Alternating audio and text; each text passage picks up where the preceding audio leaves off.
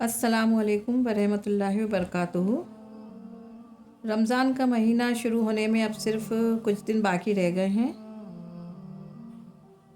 ایک بہت اہم بات ہے جسے ہمیں اپنے دل پر لکھ لینا چاہیے اور ہمیں اپنے دماغ میں فٹ کر لینا چاہیے۔ اس دنیا کے اندر جو کچھ بھی ہم کر رہے ہیں وہ سب ختم ہونے والا ہے۔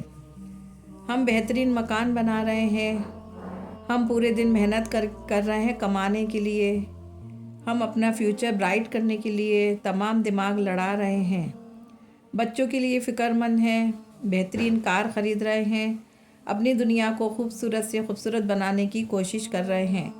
لیکن ہم سب جانتے ہیں کہ ہم اس دنیا میں وہ بھی کر رہے ہیں، وہ ہر حال میں ختم ہونے والا ہے۔ جب آدمی قبر میں جاتا ہے تو خالی ہاتھ جاتا ہے، کوئی بلڈنگ اس کے ساتھ نہیں جاتی، کوئی بینک بیلنس اس کے ساتھ نہیں جاتا، ایک ڈھیلا بھی اس کے ساتھ نہیں جاتا۔ کیا چیز جاتی ہے قبر میں؟ قبر میں ایک ہی چیز جاتی ہے، وہ ہے اس کے اعمال۔ اور وہ اعمال کون سے ہیں؟ جو نماز آپ نے پڑھی ہے وہ نماز ہمارے ساتھ جائے گی، جو روزہ آپ نے رکھا ہے وہ روزہ ہمارے ساتھ جائے گا، جو قرآن آپ نے پڑھا ہے وہ قرآن ہمارے ساتھ جائے گا، جو اچھے کام ہم نے اللہ اور اس کے رسول کو فالو کر کے کرے ہیں وہ کام ہمارے ساتھ جائیں گے، جو صدقہ کیا ہے وہ صدقہ ہمارے ساتھ ہوگا۔ لیکن غور کیجئے دنیا کے لیے ہم کتنے فکر مند ہیں، اور جو چیز مرنے کے بعد ہمارے ساتھ ہوگی ہم اس کے لیے کتنے فکر مند ہیں۔ رمضان کا مہینہ شروع ہونے میں اب صرف کچھ دن باقی رہ گئے ہیں۔ کیا ہم رمضان کے لیے تیار ہیں؟ کسی کی شادی اگر 6 مہینے بعد ہے ہمارے یہاں یا کسی فیملی ممبر کے یہاں، تو ہم 6 مہینے پہلے سے تیاری شروع کر دیتے ہیں۔ شاپنگ کرنا، میرج ہال بک کرنا، ساری تیاری پہلے سے شروع ہو جاتی ہیں۔ کوئی بھی کام ہو ہم پہلے سے اس کی تیاری چالو کر دیتے ہیں، حالانکہ دنیا کی ہر چیز ختم ہونے والی ہے۔ کتنی عجیب بات ہے، جو دنیا ہماری ہمیشہ رہے گی، یعنی جو زندگی ہماری ہمیشہ ہمیشہ رہے گی، اس کے لیے تو ہم 1% بھی فکر مند نہیں ہیں، اور جو دنیا ہماری ختم ہو جانے والی ہے، جو زندگی ختم ہو جانے والی ہے 50 سال، 60 سال یا 70 سال، اگلے کچھ سیکنڈ کا بھی پتہ نہیں ہے، اس کے لیے ہم جی توڑ محنت کرتے ہیں۔ ہمارا فیوچر کا کیا ہوگا، ہمارے بچوں کی شادی کرنا ہے، مکان بنانا ہے، ہم سب سوچتے ہیں جو زندگی ہمیشہ رہے گی، یعنی جنتی جنت میں رہے گا، جہنمی جہنم میں، یعنی موت ہی نہیں آئے گی۔ سوچ کر دیکھیے، آپ وہاں موت ہی نہیں آئے گی، زندگی ختم ہی نہیں ہوگی، اس کے بارے میں ہم کتنا سوچتے ہیں۔ ہمیں ہمیشہ وہی رہنا ہے، اس لیے ہمیں اس دنیا کی بھی تیاری کرنا چاہیے۔ رمضان کا مہینہ دھیرے دھیرے قریب آ رہا ہے، فکر بڑھانے کی ضرورت ہے۔ کس بات کی فکر بڑھانے کی ضرورت ہے؟ کہ رمضان کے مہینے کو مجھے اس طریقے سے گزارنا ہے کہ میری آخرت کامیاب ہو جائے۔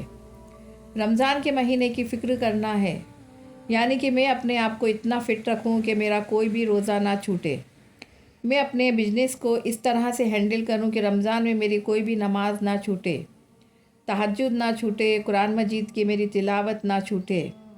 یہ ہے رمضان کی تیاری۔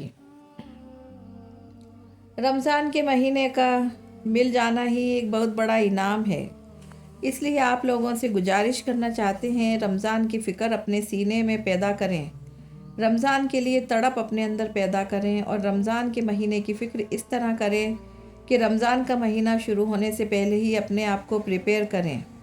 ہمارے آقا حضور صلی اللہ علیہ وسلم کے بارے میں آتا ہے کہ آپ حضور اقدس صلی اللہ علیہ وسلم رمضان سے پہلے ہی اتنے روزے رکھا کرتے تھے، رجب اور شعبان سے ہی روزے رکھنا چالو کر دیتے تھے۔ حضور اقدس صلی اللہ علیہ وسلم اپنی نمازوں کو بڑھا دیا کرتے تھے، حضور اپنی دعاؤں کو بڑھا دیا کرتے تھے، حضور تہجد میں تلاوت کو اور بڑھا دیا کرتے تھے، تہجد کی نمازوں کو اور بڑھا دیا کرتے تھے۔ ضرورت اس بات کی ہے، اللہ نیت پر فیصلہ فرمایا کرتا ہے۔ رمضان کے لیے آپ کے اندر کتنی فکر ہے، اس لیے اپنے اندر فکر پیدا کریں، اس دنیا کی محبت کو دلوں سے نکالیے اور آخرت کی فکر پیدا کیجیے۔ دنیا کی چیزوں کی اہمیت کو دل سے نکالیے اور رمضان کی اہمیت کو دلوں میں پیدا کیجیے، اور ارادہ کر لیجیے کہ انشاءاللہ ابھی سے ہماری کوئی نماز نہیں چھوٹے گی۔ ارادہ کر لیجیے کہ ابھی سے ہم 1-2 نفلیں روزے رکھنا شروع کر دیں گے۔ ارادہ کر لیجیے کہ قرآن مجید کی تلاوت ابھی سے ہم شروع کر دیتے ہیں۔ شعبان کا مہینہ شروع ہو گیا ہے۔ ارادہ کیجیے کہ گناہوں سے بچنے کی ہم پوری کوشش کریں گے۔ اگر کوئی مہمان قریب آ رہا ہے تو ہم اس کو ویلکم کرنے کے لیے مہمان کا ویلکم کرنے کے لیے ہم کھڑے ہو جاتے ہیں۔ ہمیں رمضان کا ویلکم بھی اسی طرح کرنا چاہیے۔ رمضان کا ویلکم یہ ہے کہ آپ رمضان کا مہینہ شروع ہونے سے 2 مہینے پہلے سے ایک تو رمضان حاصل کرنے کی دعائیں مانگیں، رمضان کی عبادتوں کے لیے بہت سے پہلے سے ہی پریپیئر ہو جائیں۔ فرض عبادت تو ہیں ہی فرض، اس لیے ارادہ کر لیں کہ رمضان کو ہمیں بہترین گزارنا ہے۔ اپنی زندگی کا سب سے بہترین رمضان ہمیں اس رمضان کو بنانا ہے، اور اللہ سے بڑی اہم دعا یہ مانگنی ہے کہ اللہ تعالیٰ رمضان کا مہینہ مجھے نصیب فرما دے۔ جیسے ہم رمضان کی فکر کریں گے، نیت کریں گے، اللہ بھی ویسی ہی مدد کرے گا۔ اللہ کی طرف سے ہدایت کے اور جو انعامات ہیں وہ انسان کی کوشش پر ہے۔ جیسے انسان کوشش کرتا ہے اللہ تعالیٰ اس کے لیے راستوں کو آسان کرتا ہے۔ تو کوشش میں لگ جائیے، فکر پیدا کیجیے، رمضان کے لیے تڑپ اپنے دل میں پیدا کیجیے۔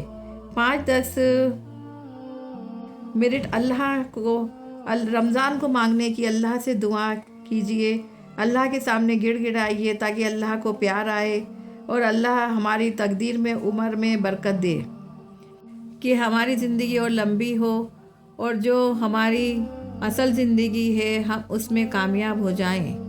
یہ تو ہو گئی رمضان کی تیاری پر بات۔ اب شعبان کا مہینہ چالو ہو گیا ہے۔ شعبان کا مہینہ بہت رحمت والا ہے۔ اللہ تعالیٰ کی جو رحمتیں آسمان سے برستی ہیں، جو مغفرتیں آ رہی ہوتی ہیں، کچھ بندے ایسے ہیں جن کے آگے یہ رحمت نہیں آئے گی، ان تک یہ مغفرت کی رحمت نہیں پہنچے گی، ان کو یہ رحمت حاصل نہیں ہوگی۔ وہ شب برات کی رات کو بھی اللہ کی مغفرت اور رحمت سے محروم ہو جاتے ہیں۔ وہ 8 گنہگار کون کون ہیں؟ آج انہی کے بارے میں بات کریں گے۔ بتانا اس لیے ضروری ہے کہ کہیں ایسا نہ ہو کہ ہم اپنے ان 8 گناہوں سے توبہ نہ کریں اور توبہ کیے بغیر اللہ سے معافی نہ مانگے اور مغفرت نہ مانگیں اور ہم دوزخ میں جائیں۔ مغفرت مانگ رہے ہیں، ہم شب برات کی رات عبادت کر رہے ہیں، لیکن آلریڈی ان 8 گنہگاروں کی پر ان 8 گناہوں کی وجہ سے بیریکیڈ لگی ہوئی ہیں، یعنی ہر چیز ہمارے لیے اسٹاپ ہے۔ اگر ہم یہ 8 گناہوں میں سے کوئی گناہ کر رہے ہیں تو اللہ کی مغفرت ان لوگوں تک نہیں پہنچ سکتی، اسٹاپ۔ آپ لوگوں کو اس لیے بتایا جا رہا ہے کہیں ہم سے بھی تو وہ گناہ نہیں ہو رہے، اگر ہو رہے ہیں تو ہم اللہ سے ان گناہوں کی توبہ مانگ لیں، تاکہ وہ بیریکیڈز لگے ہوئے ہیں جو مغفرت کو روک رہے ہیں، جو بخشش کو روک رہی ہیں، وہ ہم تک پہنچ جائیں۔ نہیں تو پوری رات عبادت کی اور خدا نہ خواستہ ان گناہوں میں مبتلا ہے تو اس گناہ سے ہمیں توبہ بھی نہیں کی اور پوری رات عبادت کا کوئی فائدہ۔ اگر ہم ان 8 گناہوں میں مبتلا ہیں تو وقت رہتے توبہ کر لیں تاکہ اللہ ہمیں ان 8 گناہوں سے مغفرت دے دے گا۔ آئیے جانتے ہیں وہ 8 گناہگار کون سے ہیں۔ اس لیے آج آپ کو یہ حدیث سنائی جا رہی ہے کہ اگر ہم میں سے ان میں سے کوئی گناہ ہو گیا ہو تو سب سے پہلے ہمیں ان گناہوں سے توبہ کریں، تاکہ جو اللہ کے غصے کی وجہ سے جو اسٹاپ لگا ہوا ہے، جو مغفرت کو دعا قبول ہونے سے روک رہا ہے، جو بخشش کو روک رہا ہے، وہ ہم تک پہنچ جائے، ورنہ پوری رات عبادت کی کوئی فائدہ نہیں۔ ان 8 گنہگاروں میں سے جو بھی ہوگا اللہ تعالیٰ اسے مغفرت نہیں دے گا۔ آئیے جانتے ہیں وہ گناہ کون کون سے ہیں۔ حدیث سے پتہ چلتا ہے حضور اقدس صلی اللہ علیہ وسلم نے فرمایا، اللہ تعالیٰ 15ویں شعبان کی رات کو اپنی مخلوق پر رحمت برسا کر سب کی مغفرت فرما دے گا، سوائے ان 8 لوگوں کے۔ وہ 8 لوگ کون کون ہیں؟ دھیان سے سنیے گا۔ نمبر 1، شرک کرنے والا۔ شرک کرنے سے بچیے، بہت خطرناک گناہ ہے۔ آپ نے اگر نماز چھوڑی ہے اور بھی کوئی بہت بڑا گناہ ہوا ہے تو اللہ تعالیٰ میدان حشر میں اللہ اپنے فضل سے آپ کو جہنم سے نکال کر جنت میں ڈال دے گا۔ اللہ تعالیٰ ان گناہوں کو معاف کر دے گا۔ لیکن اگر آپ سے شرک ہوا ہے تو اللہ تعالیٰ مشرک کو معاف ہی نہیں کرے گا۔ اس لیے مرنے سے پہلے شرک سے توبہ کر لینا بہت ضروری ہے۔ جانے انجانے میں ہم سے شرک ہو گیا ہو تو اس کی توبہ کرنا ضروری ہے۔ کوئی ایسا کام جس میں شرک کا تھوڑا سا بھی شبہ ہو اسے فوراً چھوڑ دو۔ اگر آپ وہ کام کر رہے ہو جس میں تھوڑا سا شرک کا شبہ ہے تو بہت مشکل ہو سکتی ہے۔